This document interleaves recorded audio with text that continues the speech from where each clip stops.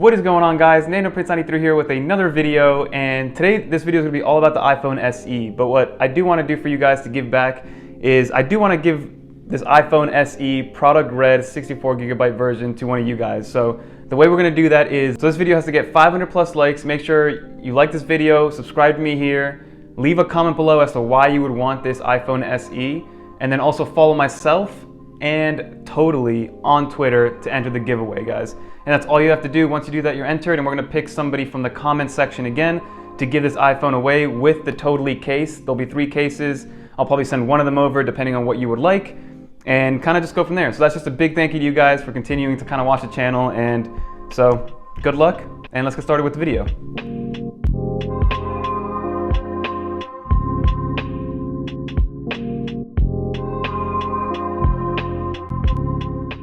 Alright guys, so to start off this video, obviously we got to do a little bit of an unboxing, right? And the unboxing situation is very, very simple. You've seen it before, especially if you had any sort of iPhone in the past. It is just the iPhone itself, the paperwork. You do get some Apple stickers, which is nice, a 5-watt charging brick, and a lightning pair of Apple headphones, right? Very simple. That's all you get in the box. It is $400, so don't expect there to be a fast charger in there.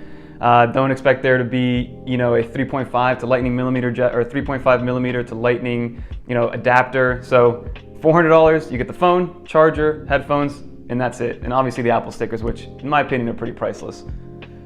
And in terms of specs, right, I don't want to bore you guys with specs. You guys, I'm sure, have seen a bunch of unboxings and impressions and reviews on this phone. So the only important thing that you need to know, it's rocking the latest chipset from Apple, the A13 chip.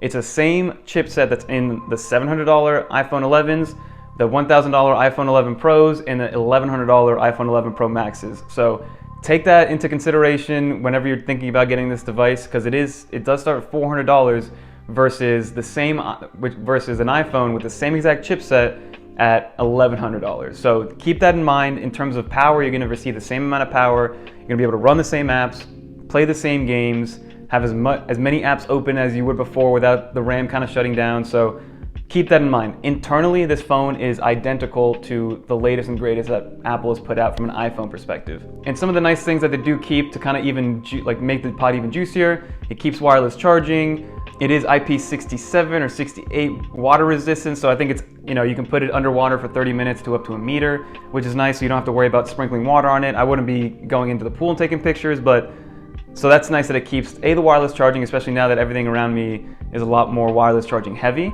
and little water and dust resistance doesn't hurt anybody, guys. So the main reason why I kind of want to make this video for you guys, because I'm not a big iPhone channel, more iPad channel, but I wanted to first off broaden it a little bit and also kind of talk to you guys about who this phone is for, right?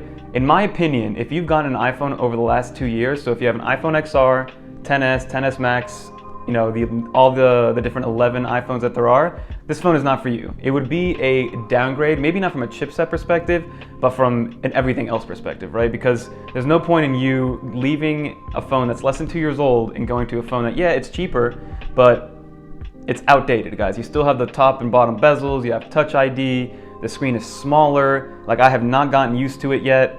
So in my opinion, if you have those phones, I would recommend staying with those phones, especially if you live in America and most of us subsidize our phones, so you're probably still paying for your phone, probably towards the end of your payment plan with that phone. So there's no point in getting rid of that phone, jumping onto another payment plan to get this phone. Even though I think you can get it for up to like $8 or $9 a month, depending on what size or what option you choose for the iPhone SE. So it is very, very cheap, and it's very, very affordable for Apple standards, right?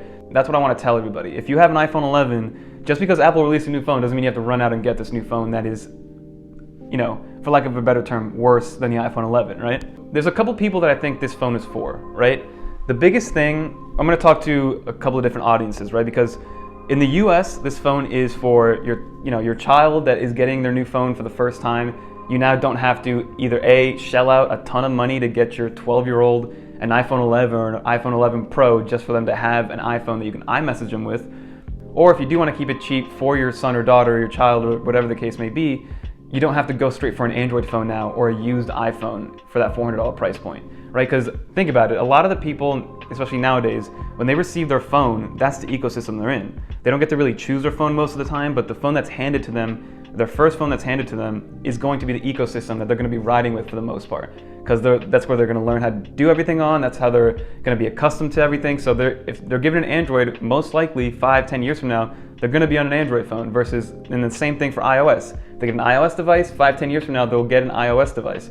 So that's who I think those are for, right? It's for somebody, it's for parents that want to get their kids an iPhone so they can AirDrop them, FaceTime them, iMessage them, and stay at a cheaper price point and not have to worry about getting a used phone. And then it's also for the people who have been just rocking their iPhone 6s, their iPhone 7s, their iPhone 8s for a few years now, and it's time for an upgrade, but they don't want to, learn a whole new gesture system, maybe, for grandparents, things like that.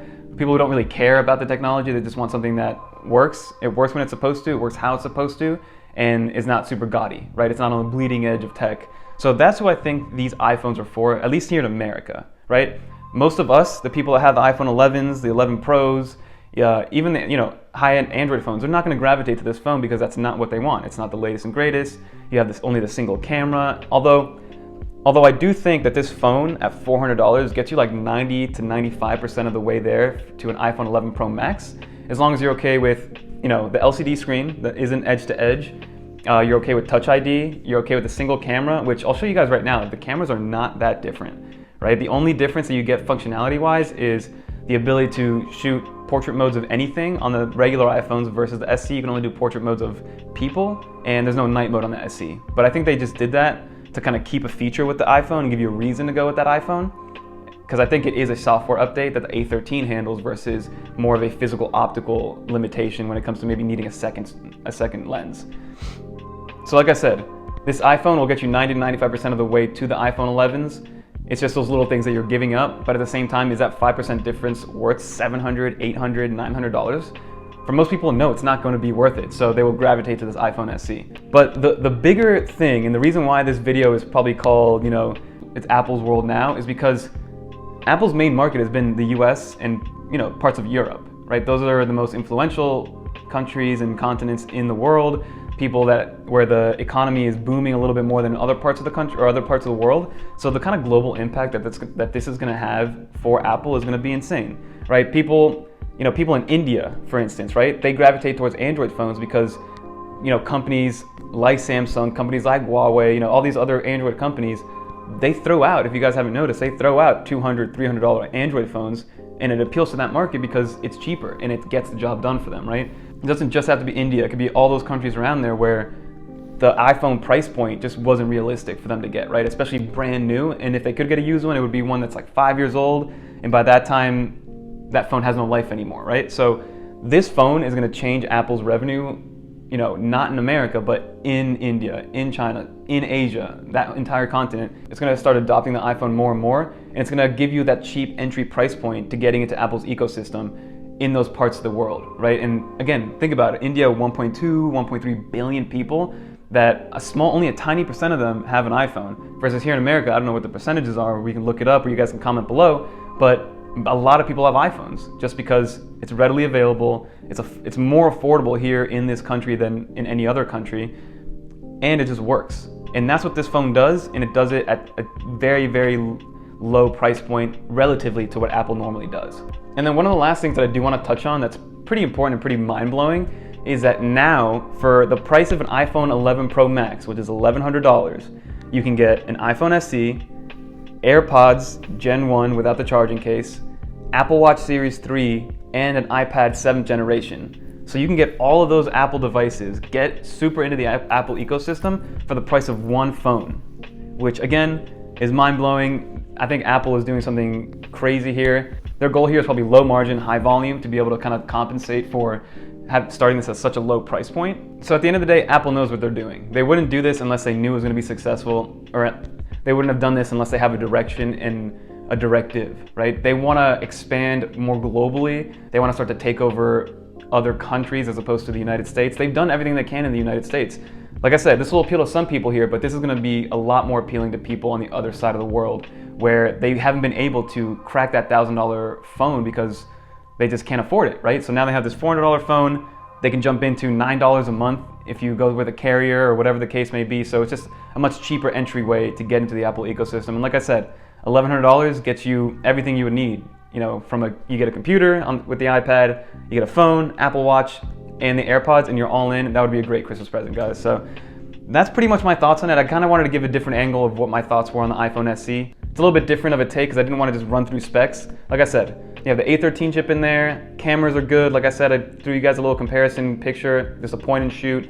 It does shoot in 4K, it's water resistant, it's got wireless charging. Although the battery is small, the battery does last a long time because it's very efficient with that A13 chip. So it's a great phone overall. And if this is your only phone, or if this is your first phone, and even if you're coming from an older iPhone, this is gonna be a great buy. But if you have something from 2 years ago, hold on to that. This is not an upgrade. It'll be an upgrade maybe spec-wise a little bit, but from an experience standpoint, you're gonna get smaller, you're gonna get a smaller screen, you're gonna get a smaller form factor. So those are just all things to keep in mind, guys. And that's the rundown that I wanted to give you guys. So appreciate it if you guys made it to the end of the video. Like I said, to enter the giveaway, all the instructions will be below. This video has to hit 500 likes, and we'll kind of just go from there. So don't forget to like, comment, subscribe, follow myself and Totally on Twitter. And that's it, guys. So until next time, peace.